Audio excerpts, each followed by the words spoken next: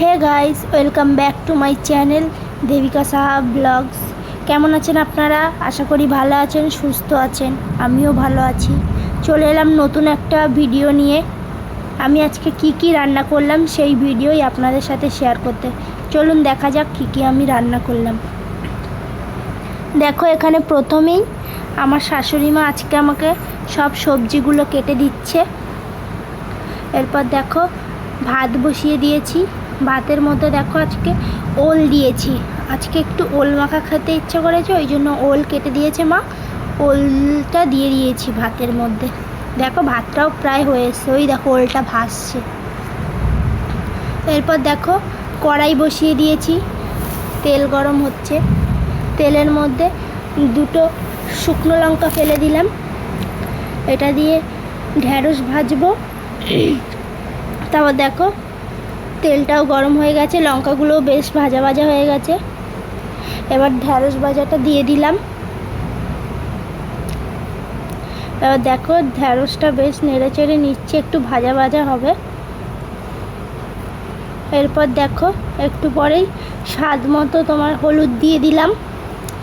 তারপরে দিয়ে দিলাম একটুখানি নুন। তারপর এটাকে সুন্দর করে ভাজবো অনেকক্ষণ ধরে, একদম লাল লাল হওয়া পর্যন্ত।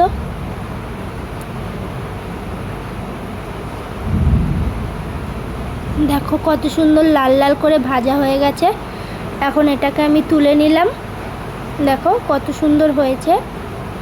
আবার ওই তেলটার মধ্যেই এবার একটুখানি ওই ওল মাখার যে লঙ্কাগুলো ওইগুলো ভেজে নিচ্ছি। দেখো এই লঙ্কাগুলো একটু লাল লাল করে ভেজে নেব। ভাজা লঙ্কা দিয়ে ওল মাখা খেতেই খুব ভালো লাগে, ওই জন্য ওলটাকে মেখে নেব।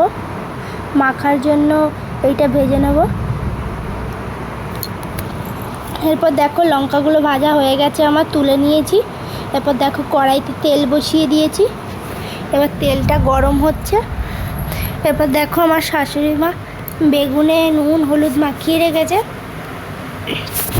এবার আস্তে আস্তে তেলের মধ্যে বেগুনগুলো আমি ছাড়ছি। দেখো এবার দেখো একে একে সব বেগুনগুলো আমি দিয়ে দিলাম।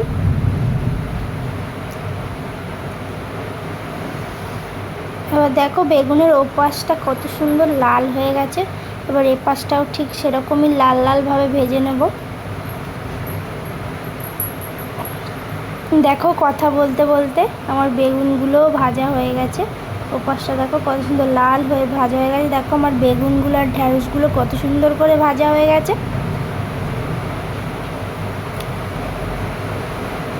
এরপর দেখো ওই বেগুন ভাজার তেলটাই বসানো আছে। এবার তেলটা আরেকটু গরম হচ্ছে। এবার দেখো আলু বেগুনের তরকারি করব। আলু বেগুনের একটুখানি গায়ে গায়ে একটা তরকারি করব। ওই জন্য দেখো প্রথমেই কটা পাঁচফোড়ন ফেলে দিলাম। এবার দেখো পাঁচফোড়নটা একটু ভাজা ভাজা গন্ধটা উঠে আসলেই পাঁচফোড়নের ভাজা ভাজা হয়ে তারপরে দিয়ে দিলাম সামান্য পেঁয়াজ কুচি। একদম সামান্য পরিমাণে স্বাদ আনার জন্য পেঁয়াজ কুচি দিয়ে দিলাম। দেখুন এবার পেঁয়াজটা নেড়ে নিচ্ছি। পেঁয়াজটা দেখো এই যে হালকা ভাজা ভাজা হয়ে এসছে।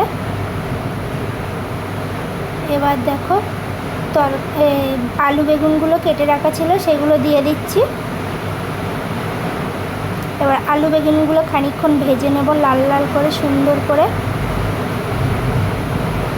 দেখো ভাজা হয়ে গেছে। দেখো কত সুন্দর কালার চলে এসছে লাল হয়ে। এবার দিয়ে দেব স্বাদ মতো হলুদ। তারপরে দিয়ে দিলাম স্বাদ মতো নুন। এবার এটাকে একটু নাড়বো, হলুদের গন্ধটা যেন চলে যায়। দেখো আমার নাড়াও হয়ে গেছে। এবার দিয়ে দিলাম একটু কাঁচা লঙ্কা বাটা। এবার কাঁচা লঙ্কা বাটাটা দিয়ে খুব সুন্দর করে কষাতে হবে, নয়তো লঙ্কার গন্ধ তো থেকে যায়। এবার দেখো সুন্দর করে আমার কষানো হয়ে গেছে, কত সুন্দর গায়ে গায়ে হয়ে গেছে। দেখো এবার আলু আর বেগুনটা সিদ্ধ হওয়ার জন্য একটুখানি সামান্য পরিমাণে জল দিতে হবে, যেন আলুটা আর বেগুনটা একটু সিদ্ধ হয়ে যায় সুন্দর করে। বেশি জল দেওয়া যাবে না, তাহলে ঝোল হয়ে যাবে একদম। তারপরে দেখো আমি জল দিয়ে দিলাম। এবার দেখো কত সুন্দর একদম গায়ে গায়ে মাখা মাখা হয়ে গেছে না তরকারিটা। আমার তরকারিও দেখো প্রায় হয়ে গেছে। এরকম গায়ে মাখা মাখা হলেই বুঝতে হবে যে তরকারিটা হয়ে গেছে। এবার দেখো নামানোর আগে আমি দিয়ে দিচ্ছি সামান্য পরিমাণে হলুদ গুঁড়ো। এবার হলুদ গুঁড়ো দিয়ে হালকা নেড়ে নিলাম। এই দেখো আমার তরকারি ফুল রেডি।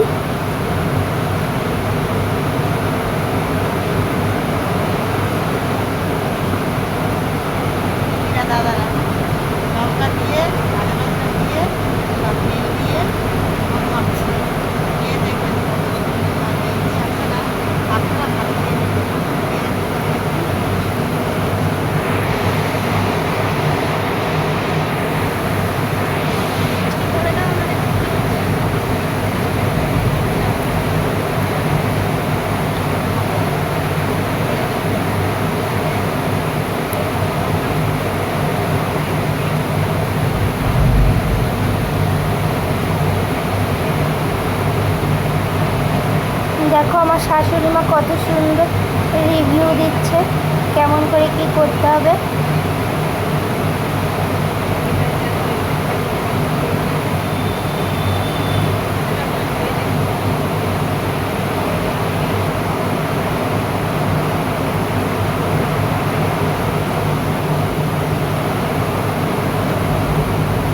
তো ভিডিওটা বন্ধুরা এই পর্যন্ত। যদি ভিডিওটা ভালো লাগে তাহলে লাইক, কমেন্ট অ্যান্ড সাবস্ক্রাইব করে দেবেন, আর পাশে থাকা বেল আইকনটিটা